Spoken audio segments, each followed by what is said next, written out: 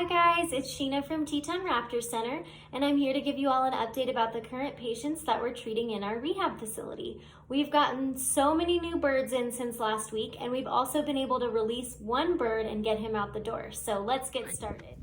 So to start things off, we have the release video from our Golden Eagle. This is Golden Eagle 3-1, and he was initially admitted because of a coracoid fracture after being hit by a car. So here he is getting released back out into LaBarge, Wyoming.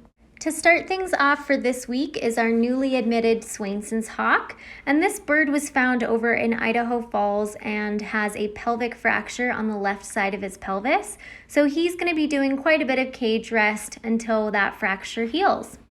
Our next bird is another Swainsons Hawk. This is Swainsons Hawk 420, and he came from Ashton, Idaho, and was presumably hit by a car. You'll notice that there's a pink wing wrap on this bird, and that's because when he came in the door, we noticed that his wing had been flipped around in the complete wrong direction, and that can actually sometimes happen to birds. So we put him under anesthesia, re-flipped his wing around in the correct direction, and although he has no fractures in his wing or anywhere else in his body, he's probably very sore, so he's recovering in that wing wrap in our ICU. Here we have Bald Eagle 420, and this bird was hit by a car just south of town in Jackson. Upon admit, we noticed that he didn't have any broken bones, thankfully, but he does have quite a bit of bruising by his left elbow, so he is getting some laser therapy to help break that up. Next up, we have Longeared Owl 419, and this bird flew into a window and is dealing with some spinal trauma.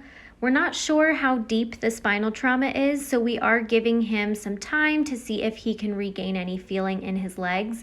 However, in the meantime, he's not able to stand and he's not able to support himself, so he is in our oxygen unit with comfortable towels around him to prop him up.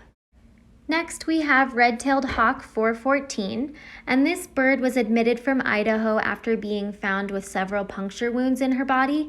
We suspect that she got into a fight with another raptor, so she did get those puncture wounds sutured and she's healing in our ICU. However, she hasn't started eating on her own yet, so here's just a short video of us getting her to eat and trying to encourage her to start eating on her own. Next up is Greathorned Owl 49, and this bird came in from Teutonia, Idaho, and was found emaciated upon admit. We have been able to get this bird to gain weight slowly, and he's very interested in food, so he is eating on his own, but we can't offer him too much food too quickly so that we don't shock his system. Here we have Golden Eagle 4-2, and this bird was found in Farson, Wyoming, and transferred to a center in Cody where she was chelated for suspected lead poisoning. However, since she's been in our care, her lead levels have been low, and she's molting quite a bit of feathers. Here's a little clip of 4 of the feathers that she molted and an expo marker for comparison. Next up is Greathorned Owl 327, who was admitted from Victor, Idaho, and was found emaciated upon admit. Additionally, he's got some trauma to that left eye, which you can see really well in this photo, that the pupil is a lot smaller in the left than it is in the right. However, he can see out of both eyes perfectly fine, and he actually just got moved to a larger enclosure where he can fly around a lot more. Next up is our Northern Saw-Whet Owl 319, and this bird is still dealing with some swelling in her abdomen, which we hope will resolve soon. But we think that it's because she was trying to lay eggs before she was admitted to TRC, and since she's not out in the wild, she's probably very stressed and is unable to lay her eggs, and her body could be absorbing them. So she is being monitored very closely by staff. Here we have American Kestrel 1012, and this bird is in flight training at the moment, and we are planning on imping new feathers onto one of his wings, the wing that was damaged from his injury.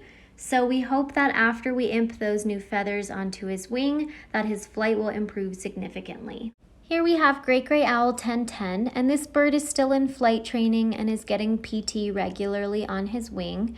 However, we did try to imp new feathers onto one of his wings, and he ended up picking them all out. So we are now planning on trying to induce a molt for this bird so that he can grow in his own natural feathers. And last but not least is our American Kestrel 7-6. And the good news is that half of his paperwork has been approved, so now we're just waiting on the second half of his paperwork. Unfortunately, it does take quite a long time, and we are trying to expedite the process as much as we can. But until then, we're working with this bird on glove to get him comfortable stepping to the glove, being weighed on the scale, and being around people. Okay, that's it for this week's patient update. I hope you guys enjoyed learning more about the birds, and I look forward to talking with you all next week. Bye!